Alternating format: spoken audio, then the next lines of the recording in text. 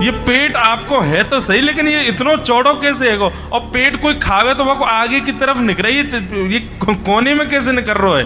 ये दोनों तरफ पेट बाहर कैसे आ रहा है आपको?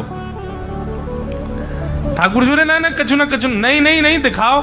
अब तो महाराज गोविंदास ने पकड़ के जैसे पकड़े तो अंदर से बाटी निकल आई। जे बाटी कौन के काजे भर के ले जा रहे हो? सही बताइयो लाला, कौन के काजे? कोई और सखा बना लियो तुमने मेरे अलावा? गोविंदास जी बाहर गए, बाहर जाकर के देखा तो एक वृक्ष के पीछे वो झाड़ू लगाने वाला बैठा था। अच्छा, तो अब जे आपको सखा बन गए, जे आपको मित्र है गयो, या के काजे बाटी भर के ला रहे हो?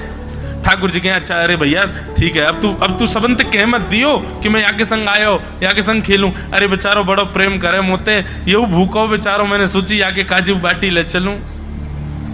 गोविंददास जी के चित्त में एक क्षण के लिए तो ये भाव आ रहा है कि ठाकुर जी कितने प्रेमी हैं, लेकिन बाहर से कैसा दिखा रहे हैं?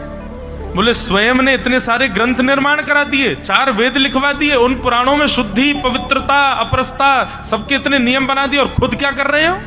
हैं? कोई के सिर पर बैठ के घूम रहे हो, कहीं जा रहे हो, कछु भी खा रहे हो? ठाकुर जी बोले अब ये सब नियम तो मानवन के लिए है ना, हम तो जय हैं, हम थोड़ी करेंगे इन नियमन को। बोले चुपचाप चलो और आचमन करो, शुद्धि करो, तब जाइयो मंदिर में। वहीं गोविंद कुंड के पास में गोविंदास जी ने जबरदस्ती ठाकुर जी बैठा दिए। बोले हाथ में जल लो। ठाकुर जी जल लेकर के बैठे। बोले अब करो अपवित्र पवित्रो वा सर्वावस्थांगतो पिवा। ठाकुर जी आचमन कर रहे हैं, अपनी पवित्र कर रहे हैं ऊपर से लेकर नीचे तक। इतने में ही गोविंददास बोलते बोलते पीछे के गए और ठाकुर जी की पीठ पे जाकर के एक धक्का दियो महाराज, पूरे ठाकुर जी डुबा दिए कुंड में। ठाकुर जी पूरे ऊपर से नीचे तक भीज गए।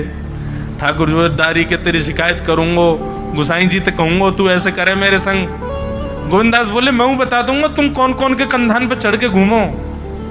हम मंदिर के लिए इतना नियम बना रखो है, नहा के आओ, धो के आओ, हाथ पांव खासा करके आओ, और कुछ अपवित्र वस्तु मत छीलेना, अपरस में रहना, गीला वस्त्र तन पे होना चाहिए। आपकी सेवा के लिए इतने नियम, और खुद क्या कर रहे हो?